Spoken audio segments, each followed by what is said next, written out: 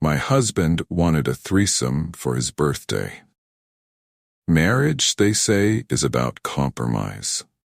But I never imagined that compromise would lead me down a path of supernatural horror and revenge. It began innocently enough, as these things often do, with my husband Tom's approaching 30th birthday. Tom had always been the reserved type when it came to expressing his desires. In our 5 years of marriage, he'd perfected the art of deflection whenever I asked what he wanted for special occasions. "Whatever you think is best, honey," he'd say with that boyish smile that first attracted me to him at graduate school. So when he immediately answered my question about his birthday wish, I should have recognized it as the first warning sign. "Would you be open to a threesome?" he asked over dinner one evening, his fork hovering midway between his plate and mouth, eyes fixed on mine with an intensity I hadn't seen before. The piece of salmon I'd been chewing suddenly felt like cardboard in my mouth. I must have looked as shocked as I felt because Tom launched into an immediate damage control operation, words tumbling out like dominoes. "You're more than enough for me, Sarah, really," he assured, reaching across our carefully set dining table to grasp my hand. "It's just something I've always wanted to try. Our love life is amazing, but imagine how much more exciting it could be. We could explore new dimensions together." He continued his sales pitch while I sat there, mind whirling with conflicting emotions.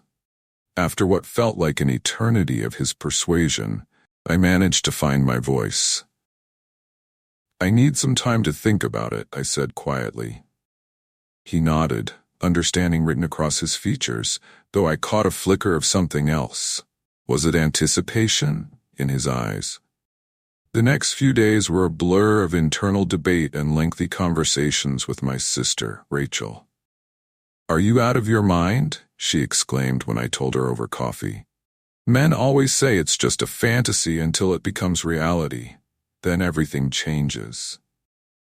But there was something in Tom's request that nagged at me. Perhaps it was the immediacy of his response, or maybe it was the careful way he'd presented his case, as if he'd rehearsed it countless times. When I finally agreed to a one-time experiment, Tom's reaction should have been my second warning sign. His face lit up like a child on Christmas morning, and before I could even finish outlining my conditions, he mentioned Jenny's name. The casual way it slipped out, as if it had been waiting on the tip of his tongue, sent a chill down my spine.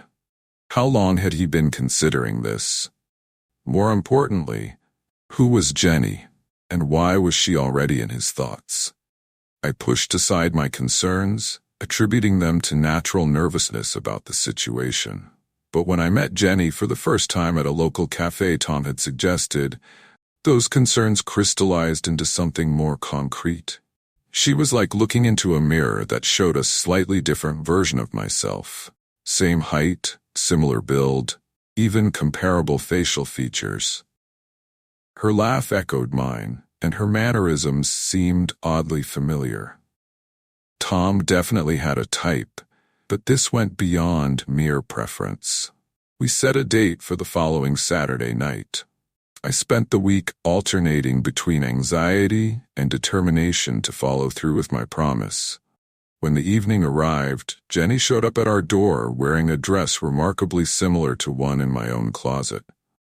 We shared wine, a lot of it in my case, and engaged in awkward small talk before moving to the bedroom. The experience itself was fine.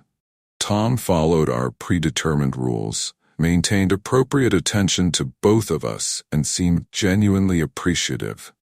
By morning, when Jenny left with a knowing smile and a wave, I thought perhaps I had been overthinking everything. Then the requests for repeat performances began. At first, Tom was subtle, dropping hints about how much fun we'd had and how comfortable everything felt. When I reminded him of our one-time agreement, he became more insistent. "Didn't you enjoy yourself?" he'd ask, his voice carrying an edge I'd never heard before. Don't you want to make me happy? Small changes started occurring around me.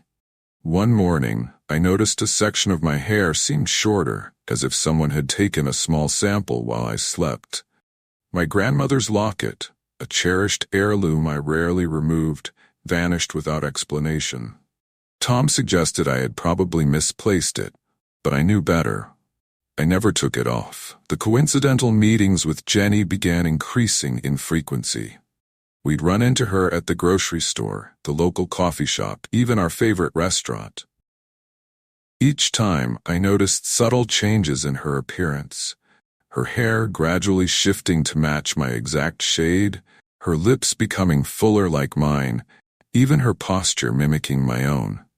When I mentioned these observations to Tom, he dismissed them with a laugh. Maybe she just admires your style, he said. You should be flattered. But flattery was the furthest thing from my mind when I spotted them together one afternoon.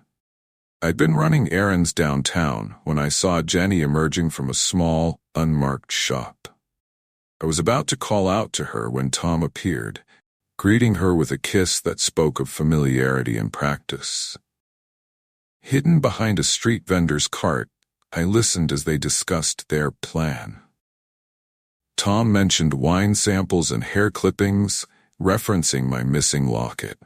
The words made no sense individually, but together they painted a disturbing picture I couldn't quite comprehend. That evening, when Tom suggested another get-together with Jenny, I agreed. Not out of desire, but from a desperate need to understand what was happening. This time, I only pretended to drink the wine, watching as Tom's attention focused increasingly on Jenny, his touches lingering longer on her skin than mine.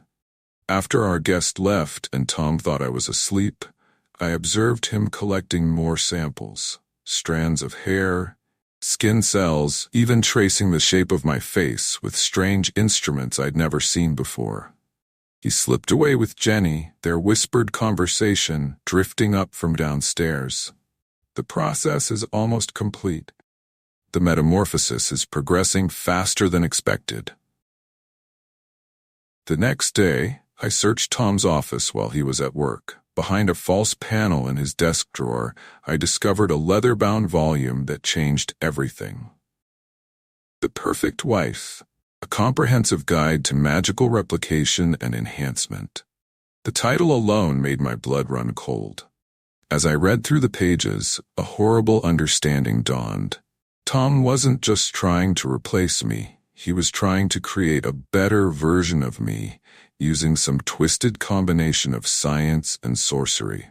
My mother's words, spoken years ago during my parents' divorce, echoed in my mind. Don't get mad, get even. She had always been practical about revenge, treating it like a business transaction rather than an emotional response. It was time to put her wisdom to use. I spent the next week studying Tom's book, learning its secrets, and making subtle alterations to his carefully laid plans.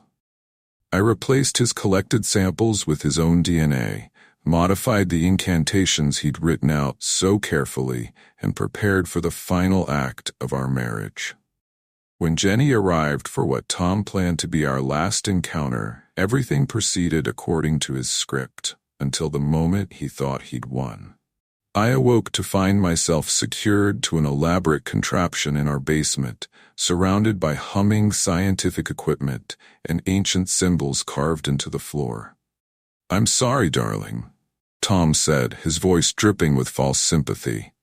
"But soon I'll have a perfect version of you, one who never questions, never refuses, never fails to meet my expectations. It's really for the best." He handed Jenny a vial of shimmering liquid, clearly expecting her to transform into his ideal wife. Instead, her features began shifting into an exact replica of Tom himself. The horror that spread across his face as he watched his perfect plan implode was almost worth everything I'd endured. "Surprised?" I asked, enjoying his mounting panic. You should have been more careful with your samples. The last batch contained your DNA, not mine. Didn't anyone ever tell you to label your specimens properly? I turned to the creature that had once been Jenny, now a perfect copy of Tom. Eliminate the original, I commanded. The duplicate moved with mechanical precision, its actions too grotesque to describe. The next morning, I awoke beside James, my perfect husband. He prepared my favorite breakfast, kissed me goodbye before work, and sent thoughtful messages throughout the day. He never questioned my decisions, always supported my choices, and existed solely to ensure my happiness. After all, isn't that what a perfect spouse should do? Sometimes, late at night, I catch James staring at his reflection with an unsettling intensity. His movements occasionally seem too precise, too calculated, as if he's operating from a script rather than genuine emotion. But then he notices my attention, smiles that perfect smile, and asks if I need anything. And I remind myself that perfection always comes at a price. The question is, who's really paying it?